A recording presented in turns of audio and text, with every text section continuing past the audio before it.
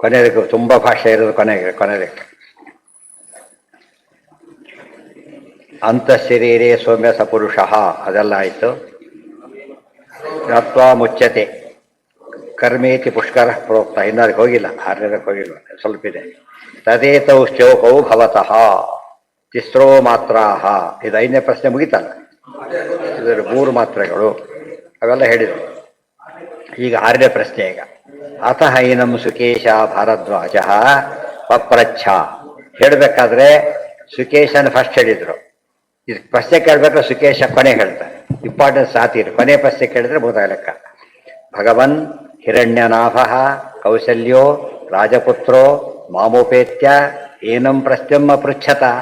ಪೂಜ್ಯರೇ, ಹಿರಣ್ಯನಾಭ ಅಂತಕ್ಕಂಥ ಕೋಸಲ ದೇಶದ ರಾಜಪುತ್ರ ನನ್ನ ಬಳಿ ಬಂದ, ಪ್ರಶ್ನೆ ಕೇಳಿದ. ತಾನು ಬರ್ಲಕ್ಕೆ ಕಾರಣ ಹೇಳ್ತಾರೆ. ಪ್ರಶ್ನೆ ಕೇಳಿದ ಏನಂತ? ಷೋಡಶಕಲಂ ಭಾರದ್ವಾಜ ಪುರುಷಂ ವೇತ್ಥ.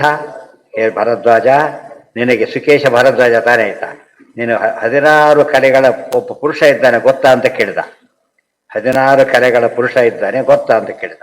ಪುರುಷಂ ವೇತ್ಥ ತಂ ಬಹ್ಯಂ ಬ್ರವೀಮಿ. ನೀವು ಗೊತ್ತಿದ್ರೆ ನನಗೆ ಹೇಳು ಅಂತ ಕೇಳ್ಕೊಂಡ.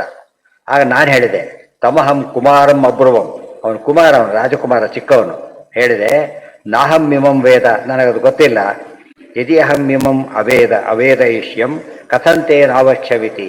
ನೀವು ಒಳ್ಳೆ ರೀತಿ ಪ್ರಶ್ನೆ ಕೇಳಿದ್ದೆ, ನನಗೆ ಗೊತ್ತಿದ್ದು ಹೇಳ್ತಾ ಇದ್ದೇನೆ, ನನಗೆ ಗೊತ್ತಿಲ್ಲ ಅಂತ ಹೇಳಿದೆ ನಾನು ಆತನಿಗೆ. ಯಾಕೆ ಅಲ್ಲಿ ಹೇಳ್ತಾರೆ ಸರಿಯಾಗಿ ಕೇಳಿದ್ದೆ, ಕೆಲಸ ಗೊತ್ತಿದ್ರು ಹೇಳಬೇಕು ಅಂತೇನೇ ಇಲ್ಲ. ಯಾಕೆ ಅವನು ಕೇಳಿದ ರೀತಿ ಸರಿ ಇಲ್ಲ, ಎಲಿಜಿಬಿಲಿಟಿ ಇಲ್ಲ, ಹೇಳೋದಿಲ್ಲ. ನಿಮ್ಮ ಮಧ್ಯೆ ಯಾರು ಹುಡುಗ ಪ್ರಶ್ನೆ ಕೇಳಿದ, ಇದು ಯಾವ ಕ್ಲಾಸು ಅಂದ. ಈ ಸ್ಕೂಲೇ ಅಲ್ಲ ಅಂದ. ಹೋಗ ಆ ಕಡೆ. ನಿಮ್ಮೆಷ್ಟಕ್ಕೆ ಇಲ್ಲಿ ಯಾಕೆ ಬಂದಿ ಅಂತ ಕೇಳ್ತಾ. ಕೇಳಬೇಡ. ಅವ್ನು ಬೇರೆ ಕಾರಣಕ್ಕೆ ರಿಕ್ವೆಸ್ಟ್ ಮಾಡ್ಬೋದು ಅಷ್ಟೇ. ಅವನದೇ ಟೀಚರ್ ಆದರೆ ನಿಮ್ಮ ಇನ್ಯಾರ ತಗೊಳ್ಳಿ ಅಂತ ಕೇಳ್ತಿದ್ದವನು. ಗೊತ್ತಾಯ್ತಾ? ಸಂಬಂಧ ಇರಬೇಕು, ಮತ್ತು ಅವನು ಜಿಜ್ಞಾಸೆ ಇರಬೇಕು ಅವನಲ್ಲಿ.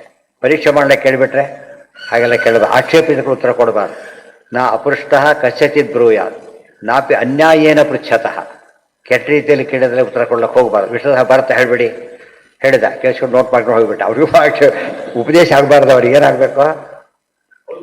ಗೊತ್ತಿರಬೇಕು. ಆಕ್ಷೇಪ ಮಾಡಿ ತಿಳ್ಕೊಂಡಾಗ ಮಾಡಿ ಜೋರು ಮಾಡೋದು ಅವೆಲ್ಲ ಉಪದೇಶ ಮಾಡಿ ಅಂತ ಕೇಳಬೇಕು. ಆ ಕೇಳೋದಕ್ಕೆ ಅವ್ನ ಮನಸ್ಸಿಲ್ಲ. ಯಾಕೆ? ಗುರು ಶಿಷ್ಯ ಅಂತ ಆಗಿಬಿಡತ್ತೆ. ಆಗಬಾರ್ದು. ಅಂಥ ಟ್ರಿಕ್ ಅನೇಕರು ಮಾಡ್ತಾರೆ. ಗೊತ್ತಾಯ್ತಾ?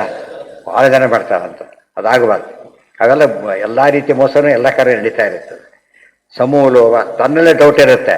ನಮ್ಮ ಶಿಷ್ಯ ಕೇಳ್ತಾರೆ, ಏನು ಹೇಳಬೇಕು ಅಂತ ಕೇಳ್ತಾರೆ. ಅವ್ರಿಗೆ ಗೊತ್ತಿಲ್ಲ. ಅವರಿಗೆ ಆ ಕೇಳಿ ಅವ್ರಿಗೆ ಹೇಳೋದು. ಅವ್ರಿಗೆ ಗೊತ್ತಾಗುತ್ತೆ ಪ್ರಶ್ನೆ ಕೇಳಬೇಕಂತ. ಫಿಶ್ಶಿಂದ ಕಳಿಸಿ ಹೇಳ್ತೀರಿ ಅಂತಾರೆ, ಬುದ್ಧಿತಾಗುತ್ತೆ ಅವ್ರಿಗೆ. ಅಂದರೆ ತಿಳ್ಕೊಳ್ಳೋ ಅಪೇಕ್ಷೆ ಇದ್ದರೂ ಕೂಡ ಒಪ್ಪಿಕೊಳ್ಳೋ ಒಂದು ಪ್ರಾಮಾಣಿಕತೆ ಇರೋದಿಲ್ಲ. ಇವ್ರು ಹಾಗಲ್ಲ, ಸರಿಯಾಗಿ ತಿಳಿದಿದ್ದಾರೆ. ಪಾಪ ನಾನು ಹೇಳ್ತಿದ್ದೆ, ನನಗೆ ಗೊತ್ತಿಲ್ಲ, ಹೇಳಲಿಲ್ಲ ಅಂತ ಹೇಳಿದ. ನಾವಕ್ಷಮಿತಿ ಸಮೂಲೋವ ಏಷ ಪರಿಶುಷ್ಯತಿ ಯೋ ಅನೃತಂ ಅಭಿವದತಿ. ಎಷ್ಟು ಚೆನ್ನಾಗಿದೆ ನೋಡಿ. ನನಗೆ ಗೊತ್ತಿಲ್ಲದೆ ಹೇಳಿಬಿಟ್ಟು ಏನಾಗುತ್ತೆ ಗೊತ್ತಾ? ಎಲ್ಲ ಹೇಳೋರಿಗೆಲ್ಲ ಎಚ್ಚರಿಕೆ ಕೊಡ್ತಾರೆ. ಒಂದು ಮೂಲ ವೃಕ್ಷ ಒಣಗೋಗ್ಬಿಡುತ್ತೆ. ಸುಳ್ಳು ಹೇಳ್ತಾವ್ರು ಏನಾಗುತ್ತೆ? ಅವ್ನ ಜ್ಞಾನ ಎಲ್ಲ ನಾಶ ಹೋಗ್ಬಿಡುತ್ತೆ. ಅದಕ್ಕೆ ಸುಳ್ಳು ಹೇಳಿಲ್ಲ ನಾವು ಅಂತ ಹೇಳ್ತಾರೆ. ನಾವು ಸುಳ್ಳು ಹೇಳೋದಿಲ್ಲ ಅವನಿಗೆ, ಯಾಕೆ ತಪ್ಪಾಗುತ್ತೆ. ಈ ರೀತಿ ವ್ರತ ಇರೋದು. ಯಾತಕ್ಕೆ ತದ್ದಿತಪ ಅಂತ ಕರೆದರು? ಸ್ವಾಧ್ಯಾಯ ಪ್ರವಚನಗಳು ಅಂದರೆ ಪಾಠ ಪ್ರವಚನಗಳು. ದೊಡ್ಡ ತಪಸ್ಸು ಅಂದರೆ ಏನು ಗೊತ್ತಾ? ವ್ರತ. ಅದು ವ್ರತ ಮಾಡ್ಬೇಕಾದ್ರೆ ಏನು ಮಾಡಬೇಕು? ಗೊತ್ತಿಲ್ಲದಂತ ಹೇಳೋದಿಲ್ಲ, ತಪ್ಪನ್ನು ಹೇಳೋದಿಲ್ಲ. ಅವೆಲ್ಲ ಅನುಸಂಧಾನ ಇರಬೇಕು ಅದಕ್ಕೆ. ಎಲೆಕ್ಟ್ರಿಷಿಯನ್ ಬಂದು ತಪ್ಪು ಮಾಡಿರೋ ಗತಿ ಏನಾಗ್ತದೆ ಯೋಚನೆ ಮಾಡಿ. ನಾವು ಎದ್ದು ಕಾಣೋದು ದೊಡ್ಡ ಮಿಸ್ಟೇಕ್ ಬಂದಾಗ. ಎಲೆಕ್ಟ್ರಿಷಿಯನ್ ವರ್ಕ್ ಹೇಗೋ ಹಾಗೆ ಇದು ಜ್ಞಾನದ ಕಾರ್ಯ. ಜ್ಞಾನ ಅಂದರೆ ಬೆಳಕು. ಅದು ಬೆಳಗ್ತಾನೆ ಬರೋದು. ಆ ಕಾರ್ಯದಲ್ಲಿ ಹೇಗಿರ್ಬೇಕು? ನಾವಾಗ ತುಂಬ ಪ್ರಾಮಾಣಿಕರಾಗಿರ್ಬೇಕು. ಬೇರೆದೆಲ್ಲ ಆದರೂ ತಪ್ಪೇ, ಎಲ್ಲ ಕಡೆ ತಪ್ಪೇ. ಅದು ತಪ್ಪಲ್ಲಿ ಪ್ರಮಾಣ ಇದೆ. ಈಗ ಕಳ್ಳತನ ತಪ್ಪು, ಕೊಲೆ ತಪ್ಪು, ತಾರತಮ್ಯ ಇಲ್ವಾ? ಆ ಥರ ವ್ಯತ್ಯಾಸ. ದರೋಡೆ ಬೇರೆ, ಪಿಕ್ ಪ್ಯಾಕೆಟ್ ಬೇರೆ, ಎಲ್ಲವೂ ತಪ್ಪುಗಡೆ. ಅದು 1 ಸುಳ್ಳು ಹೇಳೋದು ಬೇರೆ, 100 ಸುಳ್ಳು ಹೇಳೋದು ಬೇರೆ. ತಾರತಮ್ಯ ಇದೆ ಅದು. ಅದಕ್ಕೇನೆ ನಾನು ಹೇಳ್ತಿದ್ದೆ, ಅನೃತಂ ಅಭಿವದತಿ. ಸುಳ್ಳು ಹೇಳಿಬಿಟ್ರೆ ಸಮೂಲ ನಾಶವಾಗ್ತಂದೇನು ಗೊತ್ತಾ? ಸಪುತ್ರ ಮಿತ್ರ ಬಾಂಧವೋ ವಿನಾಶ ಮಾಶುಯಾಸೆ. ಹನುಮಂತ ರಾವಣಗೆ ಹೇಳಿದ್ರು ಹಾಗೆ. ಎಲ್ಲ ಸಂಪೂರ್ಣ ನಾಶವಾಗಿ ಹೋಗುತ್ತೆ ಅಂತ ಹೇಳ್ತಾ. ಜ್ಞಾನ ಕಾರ್ಯ ಇಷ್ಟಿದ್ರೂ ಕೂಡ ಇವತ್ತು ಬರೀ ನಡೀತಿರೋದೇನೋ, ಎಲ್ಲೋದ್ರೂ ಕೂಡ ಮೋಸದ ಪರಂಪರೆ. 100ಕ್ಕೆ 99 ಪಾಲು ಹೊರಗೆ ಬಂದಿರೋ ಪುಸ್ತಕಗಳಲ್ಲಿ ಅಂಥವುಗಳು ಎಷ್ಟೋ ಮತಗಳು, ಎಷ್ಟೆಷ್ಟೋ ಪುಸ್ತಕ ಬಂದಿರುತ್ತೆ. ಏನೇನು ಗೊತ್ತಿರೋದಿಲ್ಲ ಅವನಿಗೆ. ಕಾಪಿ ಪುಸ್ತಕಗಳಿಂದ ಶುರುವಾಗುತ್ತೆ ಮೊದಲು. ಎಷ್ಟು ಅನ್ಯಾಯ ಆಗುತ್ತಾಗ ಅವ್ರ ಹತ್ರ ಗೊತ್ತಿಲ್ಲ. ಇದನ್ನೆಲ್ಲ ಯಾವಾಗ ಹೇಳಬೇಕು? ಪಾಠ ಪ್ರವಚನ ಕಾಲಕ್ಕೆ ಹೇಳಬೇಕಾದ್ರೆ. ಅವಾಗ ಏನಾಗುತ್ತೆ? ಅವರು ಬದ್ಧತೆಯಿಂದ ಹೇಳ್ತಾನೆ. ಅದಿಲ್ಲ ಏನೋ ಗೊತ್ತಿದೆ ನಿಮಗೇನು ಗೊತ್ತು ಅಂತ ಉಡಾಫೆ ಹೊಡೆಯೋದೆಲ್ಲ ಸಾಧ್ಯ ಇಲ್ಲ. ನಾನು ಹೇಳ್ತೀನಿ ಅಂತೇಳಿ ಗೊತ್ತಿಲ್ಲದ ಹೋದ್ರೆ, ಅಥವಾ ಗೊತ್ತೇ ಇಲ್ಲ ಅಂತೇಳಿ ಹೇಳಿ ನನಗೆ ಗೊತ್ತಿರಲಿಲ್ಲ ಹೇಳಲಿಲ್ಲ ನಾನು. ತಸ್ಮಾತ್ ನಾರ್ಹಾಮಿ ಅನೃತಂ ವಕ್ತುಂ, ನಾನು ಸುಳ್ಳು ಹೇಳೋದಕ್ಕೆ ಇಷ್ಟ ಇಲ್ಲ ನನಗೆ. ಸ ತೂಷ್ಣೀಂ ರಥಮಾರುಹ್ಯ ಪವರಾಜ, ಆತೇನು ಮಾಡಿದ ಪಾಪ ರಾಜಕುಮಾರ, ನಿರಾಶನಾಗಿಬಿಟ್ಟು ರಥ ಏರಿ ಹೊರಟೋಗ್ಬಿಟ್ಟ. ತಂತು ತಾಂ ಪೃಚ್ಛಾಮಿ ಕ್ವಾಸವು ಪುರುಷ ಐತಿ, ನಾನು ಹೇಳಬೇಕಾಗಿದೆ, ತಿಳ್ಕೊಬೇಕಾಗಿದೆ, ಆತನೇನು ಮಾಡ್ಬೇಕು. ಅದು ಮಾತು ನೋಡಿ, ಬಂದು ವಾಪಸ್ ಹೋಗ್ಬಿಟ್ಟ ಅಂತ ಹೇಳ್ಬೇಕಾದ ಕಾರಣ ಇಲ್ಲ. ಯಾಕೆ ಹೇಳ್ತಾನೆ? ಅಂಗಡಿ ಇಟ್ಟಿರ್ತಾರೆ, ಗಿರಾಕಿ ವಾಪಸ್ ಹೋದ್ರೆ ಎಷ್ಟು ಸಿಟ್ಟು ಬರುತ್ತೆ ಅವ್ರಿಗೆ. ಗಿರಾಕಿ ವಾಪಸ್ ಹೋಗ್ಬಾರ್ದು, ಕಸ್ಟಮರ್ ಏನಾಗ್ಬೇಕು ಅವರು, ಅವ್ರು ಕೇಳ್ತಾನೆ ಇದು ಯಾತಕ್ಕೆ ಬೇಡ, ಯಾಕೆ ಸೀರೆ ಅಂಗಡಿ ಯಾಕೆ ಬೇಡ ಹೇಳಿ, ಬೇರೆ ಬೇಕಾ ನಿಮಗೆ, ಒಳಗಡೆ ತರಿಸ್ತಾನೆ ಮತ್ತೆ ಬಿಡೋದಿಲ್ಲ, ಇನ್ನೊಂದು ಅಂಗಡಿಯಿಂದ ತರಿಸ್ತಾನೆ. ಇದನ್ನ ತನ್ನ ಅಂಗಡಿಯಿಂದ ಹೋಗಬಾರ್ದು ವಾಪಸ್ ಅವ್ರು. ಹಾಗಿದ್ರೆ ಮಾತ್ರ ವ್ಯಾಪಾರ ಮಾಡೋಕ್ಕೆ ಸಾಧ್ಯ. ಅದು ಹೋಗ್ಬಿಟ್ಟ ಅಂತ ಹೇಳ್ಬೇಕಾದ್ರೆ ಇವನಿಗೆ ದುಃಖ ಇದೆ ಹೇಳ್ಬೇಕಾದ್ರೆ, ಎಷ್ಟು ದುಃಖ ಪಟ್ಟು ಹೋದ ಪಾಪ, ಏನೋ ಕೇಳಕ್ಕೆ ಬಂದಿದ್ದಾನೆ ಕೊಡಲಿಲ್ಲ, ನಿರಾಶನಾಗಿ ಹೋದ ಅಂತ ಹೇಳ್ಬೇಕಾದ್ರೆ ಇವ್ರಿಗೆ ಎಷ್ಟು ಫೀಲ್ ಆಗುತ್ತಲ್ಲ, ಅದನ್ನು ತೋರಿಸ್ತಾನೆ. ಅದು ಇಂಪಾರ್ಟೆಂಟ್. ಸುಮ್ಮನೆ ಹೋಗ್ಬಿಟ್ಟ ಅಂತ ಹೇಳೋದಲ್ಲ. ಅದು ಎಷ್ಟು ನೋವಾಯ್ತು ಅವನಿಗೆ, ಅಷ್ಟು ಖುಷಿಯಿಂದ ಬಂದು ಕೇಳಕ್ಕೆ ಬಂದವನಿಗೆ ಉತ್ತರ ಕೊಡಕ್ಕೆ ಆಗಲಿಲ್ಲ ನನಗೆ ಅಂತ ಹೇಳಿದರೆ ಅವ್ನು ನೋವು ನನಗೆ ಅರ್ಥ ಆಗುತ್ತೆ. ಅದು ನಾನು ತಿಳ್ಕೊಬೇಕಾಗಿದೆ ಹೇಳಿ. ಏನ ಅದೇ ಮತ್ತೆ ಇನೆಬಿಲಿಟಿ ಟು ಎಕ್ಸ್ಪ್ಲೇನ್ ಅಲ್ಲ, ಅದಲ್ಲ. ಅವನಿಗೆ ಉಪಯೋಗ ಇಲ್ಲ, ನನ್ನದು ಬಂದು ಉಪಯೋಗ ಆಗಲಿಲ್ವಲ್ಲ, ಯಾರೋ ಒಂದು ನಮ್ಮ ಹತ್ರ ಅಲ್ಲ ಉಪಯೋಗ ಅಲ್ಲ, ಅವನು ನಿರಾಶನಾದ. ಅದಕ್ಕೆ ಕಾರಣ ನಮ್ಮ ಅಸಾಮರ್ಥ್ಯ ಕಾರಣ ಆಗಿದ್ದು ನಿಜ, ಬಟ್ ಅವನಿಗೆ ಆಗಿದ್ದೇನು, ಆ ನಿರಾಶೆ ನಾನು ಕಾರಣ ಅದೇ, ಆ ಭಾವನೆ ಬರಬಾರ್ದು. ಇವತ್ತು ಆ ಥರ ಇದ್ದರೆ ಮಾತ್ರ ಮನೆ ಯಾರೋ ಬಂದಿರ್ತಾರೆ, ಬಂದು ವಾಪಸ್ ಹೋಗಬಾರ್ದು.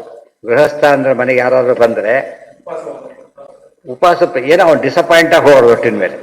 ಯಾತಕ್ಕೆ ಬಂದಿರ್ತಾರೆ ಅದು ನಮ್ಮ ಕೈಯಿಂದ ಆದಷ್ಟು ಮಾಡಬೇಕು. ನಮ್ಮಲ್ಲಿ ಏನೂ ಆಗಲಿಲ್ಲ, ಇಂಥಲ್ಲಿ ಆಗುತ್ತೆ ಅಂತಾರೆ ಕಳಿಸ್ಬೇಕು ಕೊನೆ ಪಕ್ಷ. ಅದನ್ನು ಬಿಟ್ಟು ಏನು ಮಾಡಿ ಹೋಗಯ್ಯ ನನಗೆ ಗೊತ್ತಿಲ್ಲ ನಿನ್ನ ಗ್ರಹಚಾರ ಹಾಗೆಲ್ಲ ಮಾಡಬಾರ್ದು. ಅದು ಎರಡು ಪಾಪ ಬರುತ್ತೆ ಅವ್ರಿಗೆ, ಕೊಡದಿದ್ದು ಪಾಪ ಒಂದು, ಬೈದು ಪಾಪ ಒಂದು ಸೇರಿಸ್ಕೋಬಾರ್ದು. ಅದೇನು ಅಯ್ಯೋ ಎಂಥ ಕೆಲಸ ಆಯ್ತಲ್ಲ, ಕೆಲಸತ್ತೇನೋ ಲಾಸ್ಟ್ ಇದಾಗಿರುತ್ತೆ, ಯಾರು ಬಂದುಬಿಡ್ತಾರೆ, ಮೊಸರು ಹೆಪ್ಪಾಕಿ ಬಿಡ್ತಾರೆ ಹಾಲಿಗೆ, ಯಾರು ಹಾಲು ಕೇಳ್ಕೊಂಡು ಬರ್ತಾರೆ. ಕೆಲವರು ಖುಷಿಯಾಗುತ್ತೆ ಸದ್ಯ ಹಾಕಿಬಿಟ್ಟಿರ್ತೀವಿ, ಹಾಗಾಗಬಾರ್ದು. ಏನು ಹೇಳ್ಬೇಕು ಅವನು, ಅಯ್ಯೋ ಎಂಥ ಕೆಲಸ ಸ್ವಲ್ಪ ಇದಾಯ್ತಲ್ಲ, ಆಮೇಲೆ ನಿದ್ದೆ ಬರೋದಷ್ಟು ಗೋಳಾಡ್ತಾರೆ ಪಾಪ. ಅದು ನಿಜವಾದ ಕಳಕಳಿ ಅಂದ್ರೆ ಅದು. ಅದೆಲ್ಲ ಇವೆಲ್ಲ ಬರೀ ಬ್ರಹ್ಮಜ್ಞಾನಕ್ಕೆ ಅಷ್ಟೇ ಅಲ್ಲ, ನಿತ್ಯದ ಜ್ಞಾನಕ್ಕೂ ಉಪಯೋಗ ಆಗುತ್ತೆ. ಅರ್ಥ ಆಯ್ತಾ? ಪೃಚ್ಛಾಮಿ ಕ್ವಾಸವು ಪುರುಷ ಐತಿ, ಯಾರ ಪುರುಷ ಹೇಳಿ ಅಂತ ಕೇಳಿದ. ಯಾರಾತ? ಯಾರು? ಷೋಡಶಕಲ ಪುರುಷನಾಗಬೇಕು. ಷೋಡಶಕಲ ಪುರುಷ ಯಾರು ಅದನ್ನು ಹೇಳ್ತಾರೆ. ಉಪನಿಷತ್ತಿನ ಮಾತುಗಳು ಭಾರಿ ಸಿಂಪಲ್ ಆಗಿರುತ್ತೆ, ಅದ್ರ ಮೆಸೇಜ್ ಮಾತ್ರ ಹೇಗಿರುತ್ತೆ ಅಂದರೆ ಸಟ್ಲದು ಭಾರಿ ಸೂಕ್ಷ್ಮವಾಗಿರುತ್ತೆ. ಅದಕ್ಕೆ ಉಪನಿಷತ್ತ ರಹಸ್ಯ ಅಂತ ಕರೆದು, ರಹಸ್ಯನ ಒಗಟೆ ಹಿಡ್ದಾಗ ಹೇಳ್ತಾರೆ ಅವಾಗಲೂ ಆ ರೀತಿ. ತಸ್ಮೈ ಸಹೋವಾಚ, ಹೇಳ್ತೀನಿ ಅಂತಿವ್ರು ಹೇಳಿದ್ರು. ಇಹೈವ ಅಂತಃಶರೀರೇ, ಇವೆಲ್ಲ ಹುಡುಗ ಇದ್ದಂದ್ರು ಬೇರೆ ಸ್ವರೆಲ್ಲ ಇದೆ ಸೇಮ್ ಕೇಸ್ ಇದ್ದಾಗೆ. ಅವರೆಲ್ಲ ಬಂದಿದ್ದಾರೆ ಅಂದ್ರೆ ಅರ್ಥ ಏನು, ತಿಳಿದವರೇ ಅವರೆಲ್ಲ ಕೂಡ. ಆದರೆ ಈ ಮಟ್ಟದ ಜ್ಞಾನ ಇರಲಿಲ್ಲ ಅವರಿಗೆ, ಅದಕ್ಕೆ ಹುಡ್ಕೊಂಡು ಬಂದ್ರು ಇವರ ಹತ್ರ. ಉತ್ತರ ಸಿಕ್ತು ಹೇಳಿದ್ರು. ಅಂತಃಶರೀರೇ ಸೌಮ್ಯ ಸ ಪುರುಷೋ ಯಸ್ಮಿನ್ ಏತಾಹ ಷೋಡಶ ಕಲಾಹ ಪ್ರಭವಂತೀತಿ ಈಕ್ಷಾಂಚಕ್ರೆ ತಸ್ಮಿನ್ನಹಂ ಉತ್ಕ್ರಾಂತೋ ಭವಿಷ್ಯಾಮಿ ಕಸ್ಮಿನ್ ವಾ ಪ್ರತಿಷ್ಠಿತೆ ಪ್ರತಿಷ್ಠಾಸ್ಯಾಮಿ ಇತಿ ಸಹ ಪ್ರಾಣಮಸೃಜತ. ಪ್ರಾಣಾತ್ ಶ್ರದ್ಧಾಂ ಖಂ ವಾಯು ಜ್ಯೋತಿ ಆಪಃ ಪೃಥಿವೀ ಇಂದ್ರಿಯಂ ಮನಃ ಅನ್ನಂ ಅನ್ನಾತ್ ವೀರ್ಯಂ ತಪೋ ಮಂತ್ರಾಹ ಕರ್ಮ ಲೋಕಾಹ ಲೋಕೇಶು ನಾಮ ಚ. ಇಷ್ಟು ಬ್ಯಾಕ್ಗ್ರೌಂಡ್ ಎಲ್ಲ ಕೊಟ್ಟು ಹೇಳ್ತಾರೆ. 16 ಕಲಿಯ ಪುರುಷ ಯಾರು ಅಂತ ಹೇಳೋದಕ್ಕೆ ಒಂದೊಂದೇ ಪರಮಾತ್ಮ ಏನು ಮಾಡಿದ, ಮೊದಲು ತೋರಿಸ್ತೇನೆ ಅಂತ ತಾನೇ ಸಂಕಲ್ಪ ಮಾಡಿಬಿಟ್ಟು ಒಂದು ಪ್ರಯೋಗ ಮಾಡ್ತಿದ್ದ. ಏನು ಪ್ರಯೋಗ ಇತ್ಯಾದಿಗಳೆಲ್ಲ ನಾಳೆ ತುಂಬ ಇದೆ ಇದಕ್ಕೆ. ನಾಳೆ ಅಂದರೆ ನಾಡಿದ್ದು ಕಂಟಿನ್ಯೂ ಮಾಡೋಣ. ಅವೆಲ್ಲ ತಿಳ್ಕೊಳ್ಳೇಬೇಕಾದ ಜಾತಕ್ಕೆ ಉಪಾಸನೆ ಬೇಕೇ ಬೇಕಾವಲ್ಲ, ಮಾಡೋಕ್ಕಾಗೋದೇ. ಸರಿ. ಹಾಂ ಹಾಂ ಹಾಂ. ಯಾರಿಗೆ? ಅಲ್ಲ, ಎರಡು ಹೇಳಬೇಕಾಗಿತ್ತು. ತಂದೆಗೆ ಎಷ್ಟು ಗೊತ್ತಿತ್ತು ಅಂತ ಹೇಳಬೇಕಾಗಿತ್ತು. ಎರಡನೇದೇನು, ಉಳಿದವರಿಗೆ ಮುಂದೆ ಒಬ್ಬರು ಬರ್ತಾರೆ ಅಂತ ಇವತ್ತೇ ಗೊತ್ತಿತ್ತು ಅವರಿಗೆ ಅಂತ ಆಗಬೇಕು.